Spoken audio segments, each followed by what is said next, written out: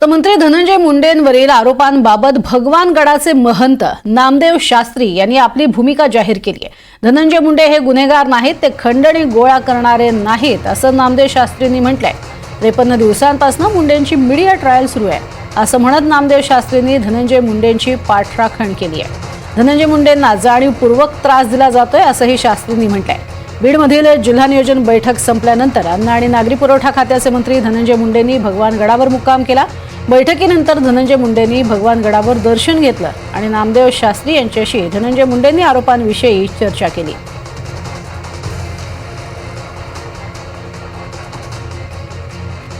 ग्राफिकच्या माध्यमातून पाहूयात भगवानगडावर भेटीत काय झालं। रात्री 8 वाजताच्या सुमारास मुंडे गडावर पोहोचले। गडावरील नामदेव शास्त्री यांच्या निवासस्थानी सुमारे 2 तास चर्चा झाली। चर्चेवेळी नामदेव शास्त्री आणि धनंजय मुंडे दोघेच तिथे उपस्थित होते। धनंजय मुंडेंनी त्यांच्यावरील आरोपांविषयी महंतांशी चर्चा केली अशी माहिती आहे। धनंजय मुंडे आणि नामदेव शास्त्रींनी एकत्र भोजन घेतलं अशी ही माहिती सध्या समोर येतेय। भगवानगडानं आपल्या पाठीशी राहावं यासाठी धनंजय मुंडे हे गडावर गेले होते।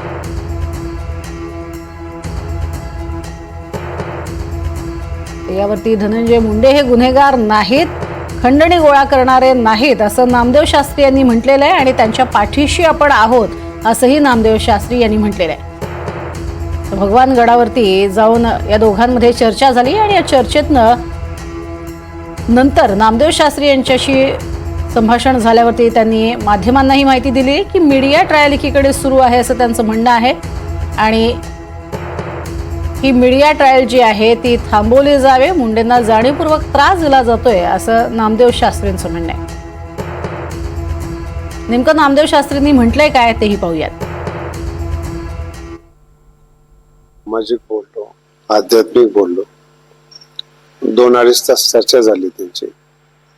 त्यांच्या मानसिकतेचा आढावा घेतला मी आणि सगळं समजून घेतल्यानंतर मला असं जाणवलं की जो मुलगा राजकीय घराण्यामध्ये जन्माला आलेला आहे आणि पक्षाचे सगळे नेते ज्याचे बालमित्र आहेत, त्याची गुन्हेगारी पार्श्वभूमी नसताना त्याला गुन्हेगार का ठरवतात असं मला जाणवतं, असं मला वाटतं। कारण की इतक्या वर्षापासून तो जवळ आहे, गोपीनाथरावांचा पुतण्या आहेत, सगळ्या नेत्याबरोबर तो राहिलेला आहे आणि त्याची पार्श्वभूमी ही गुन्हेगाराची नाहीच आहे। त्याला जाणीवपूर्वक गुन्हेगार ठरवतंय असं मला वाटतंय। पण यात नुकसान आमच्या संप्रदायाचं इतकं झालं की गेल्या 700 वर्षापासून जातीवाद नसावा या मताचे ज्ञानेश्वर महाराज आहेत आणि जातीवाद नष्ट करत करत आलेला काही राजकीय स्वार्थी लोकांनी पुन्हा तो उफळून आणला। तो म्हणजे संतांच्या कार्यावर कुठेतरी पाणी फिरले असं मला वाटतंय। जाती सलोखा नष्ट होत चाललेला असं वाटतंय। याच्यामध्ये या सगळ्या प्रकरणामध्ये अशी चर्चा होती की भगवानगड म्हणजे मुंडेच्या पाठीशी आहे का, अशी चर्चा भक्कम पाठीमागे आहेत, केवळ पाठीमागे नाही येतो, भक्कमपणे पाठीमागे आहेत। 2 भाग आहेत त्याचे। जे गुन्हेगार असतील त्याचा शोध चालू आहे। मला अजूनही मीडियाला एक विचारावंसं वाटतं की ज्या लोकांनी हे प्रकरण केलं, निघून हत्या केली, त्यांची मानसिकता काय बिघडली हे मीडियाने का नाही दाखवलं? कारण की अगोदर त्यांना जी मारहाण झालेली आहे ते पण दखल घेण्याजोगी आहे असं मला वाटतं आणि तो त्यांच्या गावातला बैठकीतला विषय आहे। त्याला सेन्सिटिव्ह विषयाला राजकीय हवा देऊन सामाजिक सलोखा बिघडला असं मला वाटतं। यातून तो त्यांचा गावाचा मुद्दा आहे तो आणि खंडणीवर जगणारे हे नेते नाहीत ना ज्याच्यावर मीडिया आज आक्षेप करतो। गेल्या 53 दिवस झाले तुम्ही मीडिया ट्रायल चालवलेत, त्याच्यामध्ये धनंजय मुंडे खंडणी करून जगणारा माणूस किंवा गुन्हेगार नाहीये ना।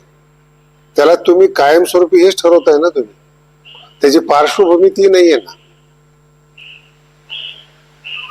एकंदरीत या सगळ्या राजकारणामध्ये किंवा मीडियामध्ये किंवा त्याचा सगळा परिणाम समाजावर भयानक परिणाम झालाय। वारकरी संप्रदायात सुद्धा झाला।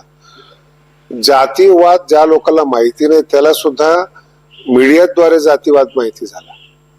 म्हणजे जे संत सामाजिक सलोख तयार करतात त्यांच्यामध्ये सुद्धा तेढ निर्माण होत आहे. राजकीय स्वार्थ हा आमच्या दृष्टीने क्षणिक असतो, तो काही काळापुरता राजकीय फायदा असतो, तो कायमस्वरूपी राजकीय फायदा नसतो.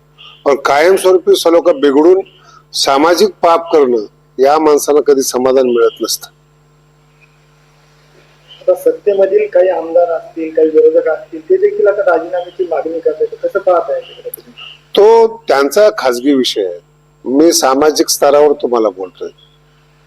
गुन्हेगार नाहीये धनंजय, हे मी 100% सांगू शकतो. आणि गड त्याच्या पाठीमागं भक्कम उभा आहे आणि पक्षाचे जे नेते आहेत त्यांना सुद्धा याची जाणीव आहे.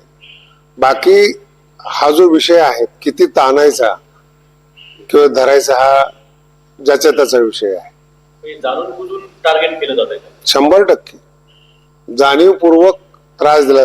मला धनंजय, मी काल धनंजयला बोलता या गोष्टी बोललो की आमच्या क्षेत्रात इतका त्रास सहन करणारा असता तो मोठा संत झाला असता. कारण की एकदाच धनंजयवर ही पाळी आलेली नाही. घर फुटलं तेव्हा धनंजयने भरपूर सोचलेले. तिथून पुढं उंच उडान घेत असताना पुन्हा गेले 53 दिवसापासून त्याची मानसिक अवस्था किती आहे. जरी तो आज इथे आलेला आहे तर तुम्ही त्याच्या हाताला पहा, सलाईन लावलेला आहे. किती सहन करावं एखाद्या माणसाने. तर पण ज्या पद्धतीने राजकारण सुरू आहे त्याचा समाजावर देखील परिणाम होतो. फार चांगलं बोललात तुम्ही. ज्या पद्धतीने राजकारण सुरू आहे हेच आम्ही तुम्हाला सांगतो. एखाद्या सेन्सिटिव्ह मुद्द्याच्या आडून राजकारण किंवा जातीवाद करू नका. ही भित्री पद्धत झाली. समोरासमोर लढा, समोरासमोर जय पराजय करा, हे पुरुषी राजकारणाची पद्धत आहे. एखाद्या मुद्द्या आडून तुम्ही आघात करू नका. ते चांगलं नाहीये आणि त्याचा फार काळ फायदा होईल असं मला नाही वाटत. कारण की गेल्या 30 दिवसापासून मी समाजामध्ये फिरतोय, त्यांच्या सुद्धा भावना माझ्यापर्यंत आलेल्या आहेत. कारण की इथे सगळ्यांनाच बोलवणारा धनी असतो आणि हे समाजाला पक्क माहिती आहे. भविष्यात याचे देखील राजकीय वाईट परिणाम होऊ शकतात. याची प्रत्येक पक्षाच्या नेत्याने दखल घेतली पाहिजे. ज्या पद्धतीने आता दोन समाजामध्ये किंवा सामाजिक स्वास्थ्य जे आहे तर ते बिघडत, तर अशी जर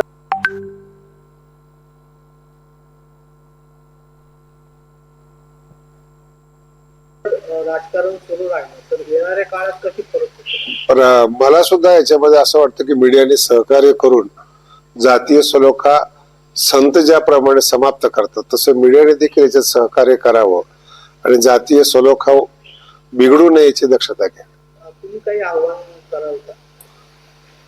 यात आव्हान करण्यासारखं काय आहे. फक्त जे नेते आहेत त्यांच्या हातात, माझं फार प्रसिद्ध वाक्य आहे, डॉक्टर, नेते, गुरु आणि वकील चांगले मिळालं तर माणसाचं कल्याण होतं.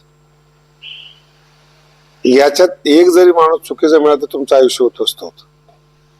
तसं सामाजिक आयुष्य हे चांगल्या नेतृत्वामध्ये आहे.